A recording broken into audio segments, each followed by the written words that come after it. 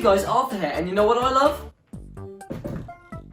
Yeah, every now and then I do let myself a little bit of nostalgia. So today, we're gonna play a game. Every time nostalgia comes up on the screen, we're gonna take a sip from this old bottle.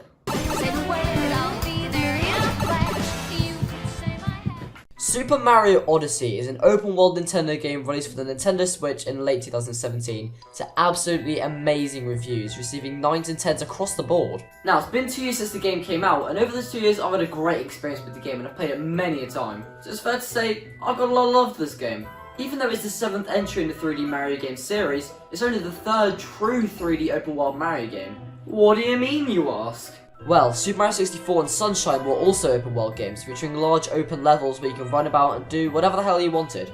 Super Mario Galaxy 1 and 2 and Super Mario 3D Land and World are 3D platformers, but they are not open-world games. These games focus more on getting from point A to point B. Super Mario Odyssey pulls this trend right around and gave us what we've been wanting for over a decade and a half. Don't get me wrong, I love Galaxy and the 3D games, but it's just something about being able to control the 360 camera and do whatever you want, whenever, just makes it more an exciting time. So today, I'm going to be talking about why I love Super Mario Odyssey and some of the problems I've had over these 2 years of bliss. So now guys, we're going to be entering spoiler territory, so oh my god, I can't hold myself anymore. Princess Peach gets kidnapped! The main thing that I really loved about playing this game was the freedom it allowed you to have in each kingdom. At any point you could go anywhere, especially in kingdoms like New Donk City, Toast Arena and Luncheon.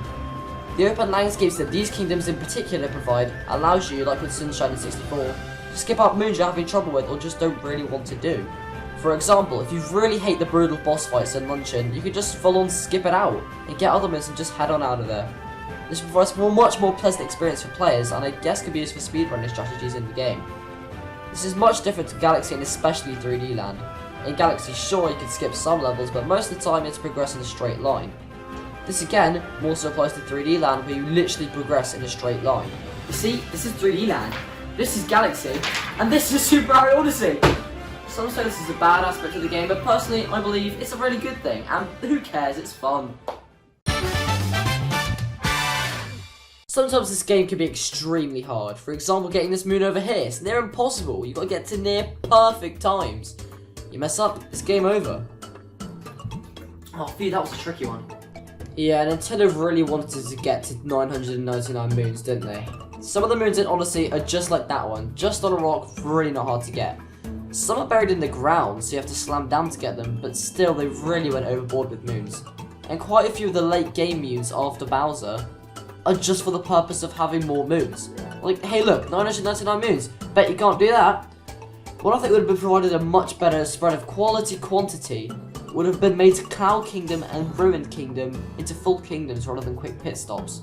This would have taken away some of the dull and boring moons that were just taking a nap on the floor and replace them with exciting new moons in different kingdoms. Leading on from that last point, man, it is so easy to play this game. Not difficulty wise, as some points can be quite hard, but in the sense that you can pick it up and easily find moon or two to do. This is also to do with how people play the Switch, in between breaks on a car journey, or sometimes at breaks at schools I guess. The way moons and purple coins in Mario Odyssey are structured allow for mini bright-sized experiences every now and then, and they also allow for long productive play sessions. This gave me an opportunity to crack the majority of the game in a week or two, because when waiting for stuff I just pick up the system, get a few moons, put it down again and repeat. It's amazing. Of course, playing in TV mode did allow me to waste hours of sleep at night, so for those who like to play games within the night, it's perfect for that too. Most kingdoms are like putting the Switch Joy-Cons on the Switch for the first time. Amazing. But two kingdoms in particular are like putting the straps on backwards. Horrifying. Ruined Kingdom and Cloud Kingdom are basically primarily used for boss battles, which is fine I guess, I would accept that if it was just that. But Nintendo had the audacity to put moons in them, making them a proper kingdom, and my god, they are awful. And like many playthroughs, it was kind of painful to go back to them just because they were so bland and felt like a waste of my time, even though it was necessary to go there. I really felt they should have done something else with these kingdoms apart from just making them another kingdom. Oh my god. These may not be the best bosses in Mario history, but they are fantastic. Talk Drift, Knuckle Attack, Cookatel, Mecha Wiggler, Madam Brood, Robo Brood, and the Robo Dragon are the main original bosses and each have a different method of being defeated, which is by using mechanic which you have learnt just before the battle. For example, using bullet bills in the Sand Temple is used for the boss fight against Sloggetti. Using tanks to make blocks in New Donk City are used to fight the Mega Wiggler, and the chain jumps in the plains of the Cascade Kingdom are used against Madame Brood. The one problem I had with them is that they can be quite easy and predictable. Especially Madame Brood, I swear I could sneeze and still win in this first fight. This is worked upon when you fight them again in the Mushroom Kingdom. Spoilers! But still, it's quite easy to predict their movements and how to beat them. Anyway, all of these bosses are creative and unique, and I'm so glad they chose to do original and unique looking boss fights in each of them, and no. The Broodals are just B-Tech Koopalings. It's like Nintendo saw that people didn't like the Koopalings and just thought that they meant design, because the Broodals act and work exactly like the Koopalings. But if the Broodals weren't here, then these would have been some of the best bosses in Mario history, and hey, we've got all this paper that I've been mentioning Bowser. He's alright.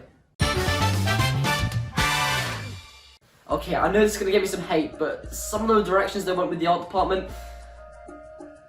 they weren't that great.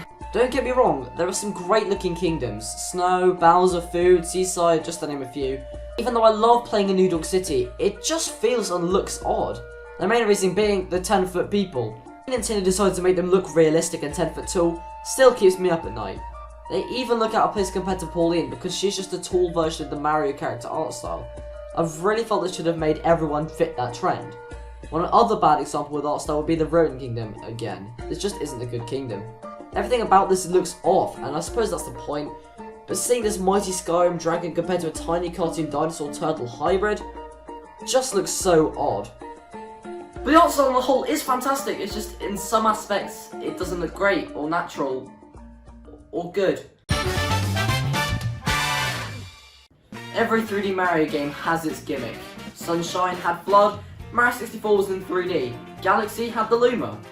Odyssey, of course, is no different and has a little thing called Cappy. You may have heard of him. Cappy is absolutely amazing, and I personally believe it's one of the best ones we've had to date. Not only does it provide the wide variety of enemies you can capture, harkening back to the epic adventure of Banjo-Kazooie, Cappy also allows Mario to have the greatest moveset he's ever had before and perform ridiculous jumps and allow you to travel great distances with a single long jump and a throw of a hat. Great cheats and jumps are still being found out by the Mario Odyssey community today, and I always love watching insanely good players perform these fantastical jumps. The only problem I've had with him is that it can be quite difficult to use when you first start out, and it can be really hard to master him if you really want to do these awesome jumps.